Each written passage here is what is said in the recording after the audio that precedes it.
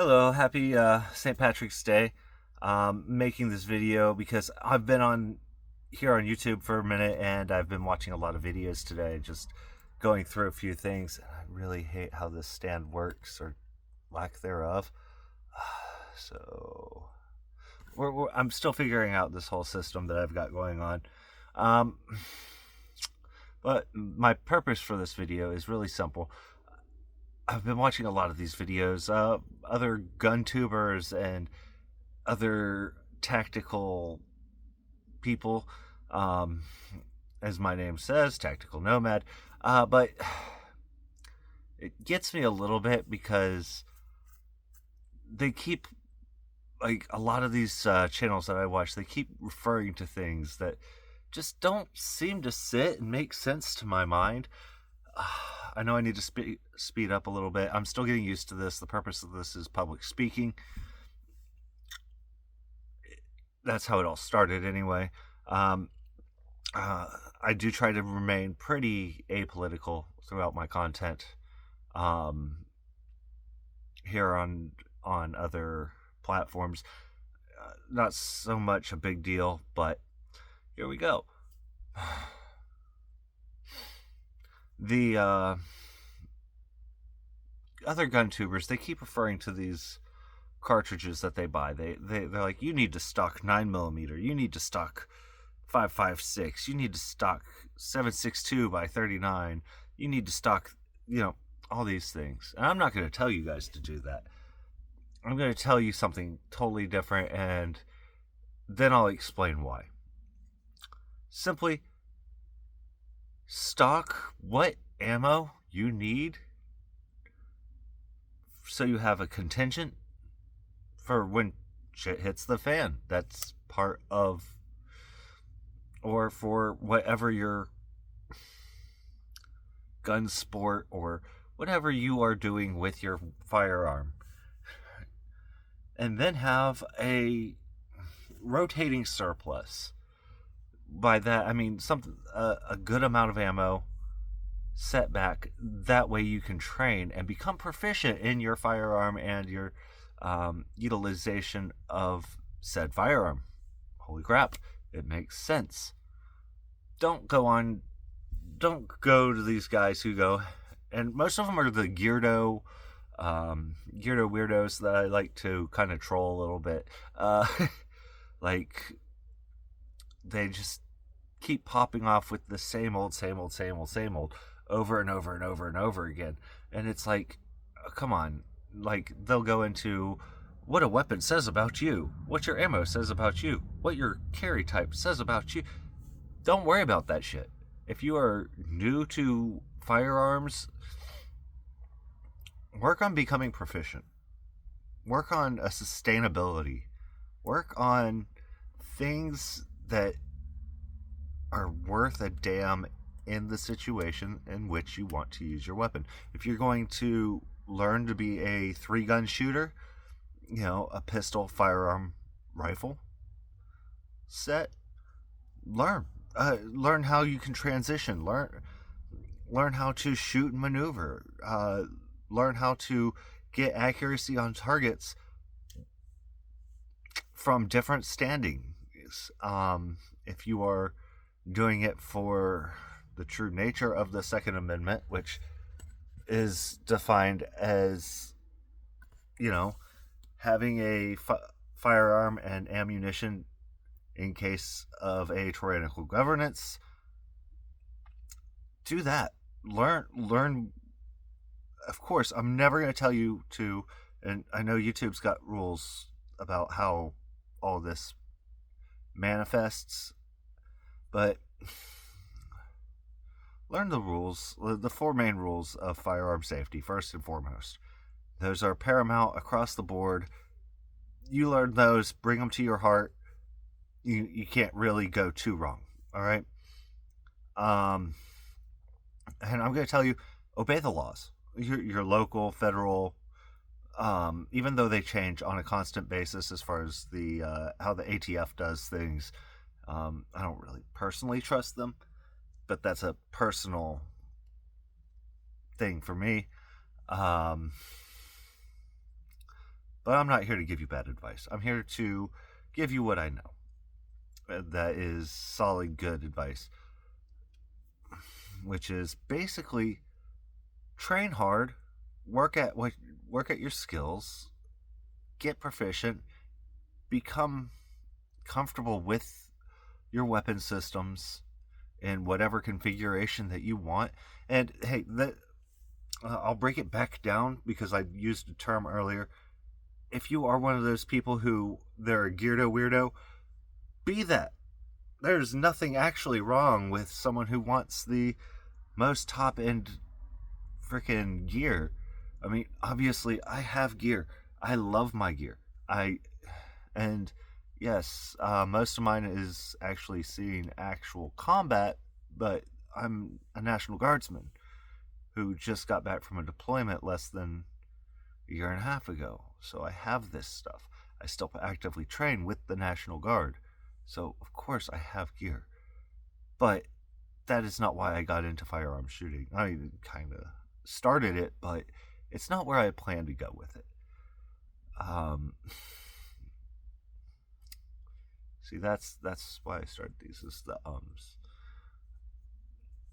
But like me personally, I don't want 5.56. It's too common. Which in a time of crisis, that a commonality round, perfect, outstanding, whatever. That's great for those who do. I mean, ARs are a dime a dozen on the market, and you can pick up some outstanding ones. I'm not going to judge you. It's just not for me. I like to be a little bit old school. As you can see, I have the M1 carbine in the back, 1911 right there. Up higher, up here, old 12 gauge shotgun, 22 long rifle. I mean,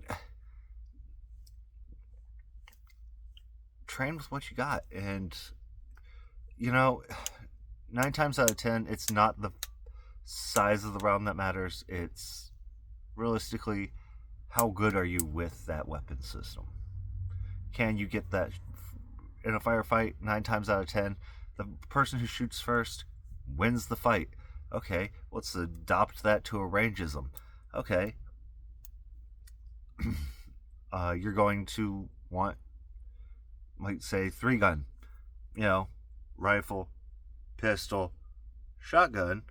You want to be able to transition between each and hit your targets, and they're timing you. It's a quickness, getting that comfortability, throwing rounds down range and hitting your target.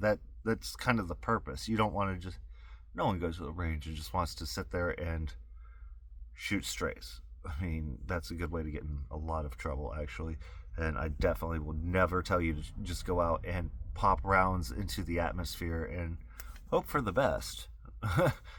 It's not how it works, and it should never be utilized that way. And just remember basic safety stuff. Protect your eyes, your ears, your dome, and your vitals. If you're going for, and I believe that's really important regardless, because accidents happen, freak accidents more often than not, even on a flat range. I mean, you can't replace an eyeball. Sorry. Your ears are really important, especially if you're driving afterwards. Yeah. I have permanent tinnitus in my ears from decades of shooting guns and missiles and random rockets and shit from the Army, because at one point I was active duty for like a 14-year span, and I loved every minute of it. It gave me a lot of experiences that were really outstanding. With that said, just be smart, be safe, and, at the end of the day, have some fun with what you're doing, but don't kill yourself trying to be fucking Rambo on the range. That's stupid. Ammo's expensive. I don't care what you shoot. I mean, 22 long rifle is probably the cheapest. Least least expensive. Actually, some 22s will take, like the one above my head, this wooden stock here. It's a 1907 22 short or long visible loader made by Stevens. It's actually a good gun. A real pain in the ass to clean. There's no actual safety to the weapon, but that's where it comes in on me to be the safety. Like, not loading around until I am damn sure that I'm in a place where I can fire legally. Or trigger discipline, because once that round is in there, wherever that muzzle is pointed, I have to be sure that it's not going to hurt me or anyone around me or anything else around me, because that entails a problem. But yeah, there's so many good things about shooting. It creates a disciplined mind and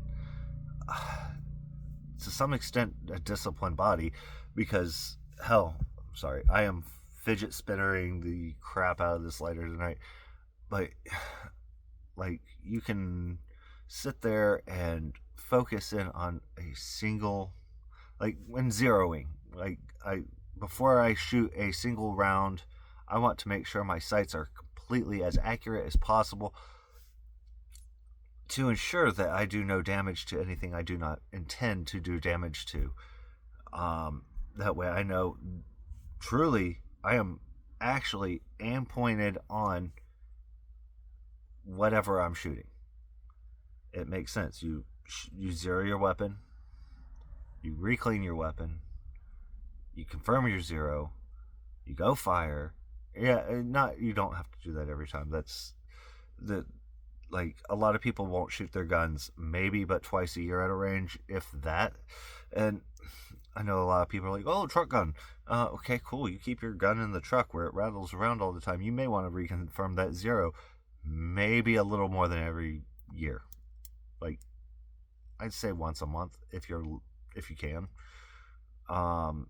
Just because it just, the vibrations of a vehicle will shake your zero off. I don't care if you've got an top of the line ACOG, or a SIG Romeo, or I don't care what sight you have on there. Even if you're using iron sights like I do on that, make sure you're safe. Make sure you know what you're pointed at. And that falls back into those 4 disciplines, or the 4 basic rules of safety of firearms. This is going much longer than I thought it would, and I just feel like talking, so we're gonna fucking do that. So pull up a chair, grab some coffee, smoke them if you got them, kind of thing, because tonight is the night that I feel like talking. And I know I've got some haters out there. Oh, by the way, it's St. Paddy's Day, so that is the purpose of the hilarious shirt that I found on Facebook somewhere. You know how you're scrolling and you go through and you've got the ads that are just magically, spontaneously popping up. Obviously, mine are all more towards tactical gear and stuff like that, because I'm constantly trying to revamp my kits, and because even though I've got 8 deployments under my belt and I've done 23 years of service now, and I don't plan on stopping anytime soon. I'm 43 years old. Why the fuck would I stop now? I've got plenty of life left in me. And yeah, that's not really an excuse for it. It's also, I'm really bad with money, so I like to go on. I like to look at all the new schnazzy gear that's out there. Excuse me one second. Alright, back to what we were talking about. But I do like to go on and look at all the snazzy gear and kind of get an idea of where we are going with our equipment. I also like to kind of go backwards a bit. Like, for about 3 months, I sat there piecemealing and anticipating a certain field op that was about 2 weeks ago, and it was a whole week long. I'm in the field. I get to shoot a lot. I get to train my friends and my soldiers on certain key aspects of how to fight in a conventional war, because that's what National Guardsmen do in the field. Yeah, I know a lot of you people think, no, you just go out there, you go camping, and you get the grills out and you cook. No, no, we didn't get shit. We got maybe a day's worth of food because someone failed us hard. But yeah, we had MREs. I don't consider those food. They're basically poison in a bag. Um, Me personally, in my duffel bag, I bring a jet boil, coffee, um, lickies and chewies, also known as pogey bait, or as some people will call it, snacks. um, I bring those. I bring a nice tarpaulin,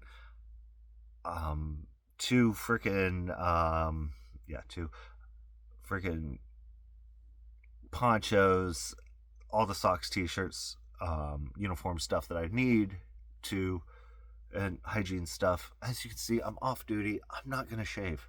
Eat my ass. I don't care. Um, but God, I just like my whole loadout's pretty heavy by the end of it. But it's more for my sustainability and comfort than it is for anybody else's. Yeah, I bring extra batteries for my dudes. I bring freaking tons and tons of paracord because it is the second most useful thing in the field next to the whoopee or poncho liner, if you will. Yeah, I have an aftermarket whoopee. I highly suggest them if you do a lot of backpacking, or if you are in the service. If you're watching my stuff and you're in service, I highly suggest a snug pack. It packs down super small, especially in comparison to the issued bullshit. I'm sorry, if I tried to pack the freaking sleep system the Army issues me, it takes up the entire goddamn rucksack, even in its compression bag. I'm not fitting shit. And I don't know how anyone thinks that's alright.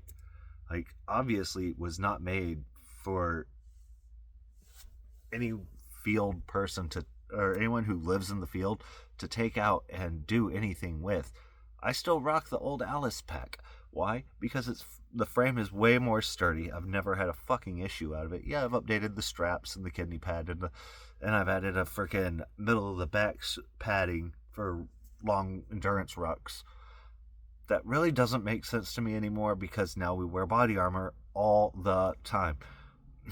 This is going a lot more than I thought, because this started out just as a rant on the other YouTube channels that sit there and try to tell me I need to stock 762 by 51R, or 51, or 762 by 54R, or God knows what other round is out there. A lot of them are also sitting there. They're like, oh, like one of my favorites is the elusive freaking 9mm versus 45 mythology, and you could break that down all you want. You take your side. I'm not here to tell you what to shoot. I'm here to tell you it's a good idea just to be proficient, comfortable, and safe. Safety first, maybe third. Coffee's always really first. But yeah, I'm just here dispelling some of the myths that are out there, and this shirt kind of rides up. I'm not a big fan of that. But yeah, you can take it from my old NCOS forward if you want. You could dispel you could just sit here and rag on my video. I don't really care. Yeah, it's been nice being home. It gets under my skin a little bit, especially when I get to see so many of these influencers. Okay, technically, I guess I am an influencer too, but not for the same reasons. I'm a nomadic person by nature. I don't settle down anywhere for very long. Actually, this is maybe the longest I've stayed at one spot. It's been 5 months. Still, there's so much more out there for you as a person to learn, do, try, whatever. And you know what? If you don't like the caliber you're shooting, change it. That's on you. If you're uncomfortable with the grips on your weapon, you can change them. I change all kinds of things. Like my 12 gauge, I didn't like the butt stock. So what I do? I put a fucking different stock on it. I didn't like the forward grip because it was shoddy and basically plastic trash. So what I do? I went and bought a different one, a different piece of plastic, so I could rack the rounds in properly and not have my fingers fucking sliced and diced by the previous owner's piece of plastic that they had on there. Yeah, I get most of my weapons secondhand. I redid on the 1911. I redid the grips a little bit. You know, I put the freaking so it fits a little bit more comfortably in my hand. I get a better grip on it. Don't have to worry about it flying out of my hand when I shoot the fucking thing. Not that it has that much recoil. And yes, I love 45, but it's a round that I have used for a long time and has proven itself in many places over time. I mean, hell, the gangsters used to load a fucking Tommy gun with it and shoot each other throughout fucking Chicago. Well, that and many other people. You know, if you're just the loser at the bank and they shoot the bank up. But that's neither here nor there. It's also what led to the NFA being a thing, which tells me I can't put a short barrel on my weapon. I can't own a submachine gun. It's also what created the ATF, and we've already talked about that. But still, do as you wish, do as you like, but remain within your laws and maintain the 4 rules of safety for firearms. That's my biggest antrope for anything you do with firearms. Like I was watching God, what was it? It was a first person point of view cam that some fucking the idiot had on their weapon, and all you see is that barrel point straight at every one of his friends all the time. Don't point your weapon at people. It's not a good thing. Again, going back to like local laws, know your laws, absolutely 100%. Like the difference between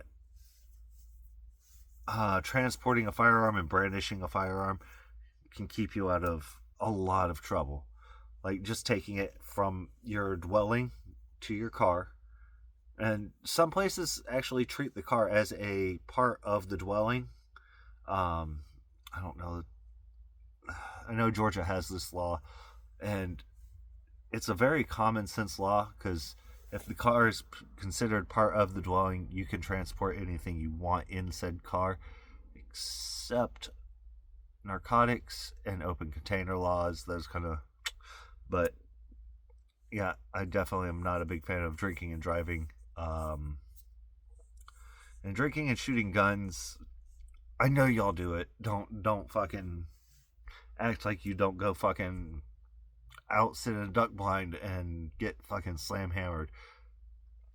I grew up in a gun conscious community for most of my life, and I have seen way too many drunk rednecks with shotguns sitting in duck blinds going, well, it's another fucking die, and just going on and on and on. I've seen some really hilarious accidents happen in duck blinds, like dude shot his hat because he was resting his head on his shotgun and his hand slipped. Fortunately, very fortunately, all he lost was his favorite hat. It could have been a bigger catastrophe. He may have lost some hairs. But yeah, let's just say I never went duck hunting with that dude again. Now, for you guys who are brand new and don't know what to get into and you're doing your research, I mean, do your research. Don't just stop at the first gun tuber fucking video and go, well, Mr. Peace said I should have 6 30 round mags of 5.56, 25 mags of 7.62 by 39. I should have 4 mags of 300 black. No. Bro, it's what you need for what you do, plus the stuff to get better and consistent with. That's all you really need. And honestly, with the price and rarity of some rounds going up, like 30 carbine, stupid hard to get a hold of a lot of the time. Like, I literally had to wait 3 months before I bought more, because the market, sometimes to promote certain rounds, the market will shut down the assemblies on others, just so that they can retool and mass produce larger quantities of other ammunitions, especially when there's about to be a military conflict coming up. They will, I'm sorry,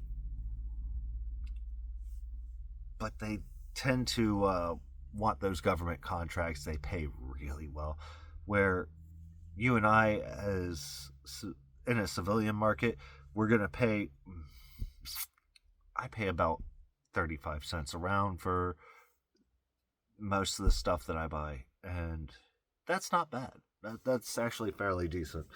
But if the government goes, hey, we really need 6.5 Creedmoor because we're trying to expand the M7 program, then that company's going to go, well, we're going to shut down that 30 cal and our 22 short, and we're going to retool those so that we can pump out a $3 a round or $2 a round freaking thing instead of 5 cents a round for the 22 short and 30 something cents for the 30. It's math. It's good business at the end of the day. I mean, if someone tells me, hey, I'll pay you better to do basically the same job using the stuff that you already have, guess what? There's that. And I didn't think I would be talking for 30 minutes straight tonight. Normally, I'm a very quiet individual. That's why these videos do not come onto YouTube very often. I have a lot more on my TikTok channel, but they don't go into guns or into a lot of my personal beliefs, just because TikTok doesn't like it at all. They condemn people straight up. Like, I've lost a lot of buddies who had really good channels, and just because they had things in their background, squeaky. Sorry, I had to make a joke because my buddy got in trouble for having his personal gear in the background. But yeah, he got canceled pretty hard, and I think it's because while TikTok does have American subsidiaries, it does also have Chinese subsidiaries, and they're just trying to play by their own rules, or play by the rules that they've set forth.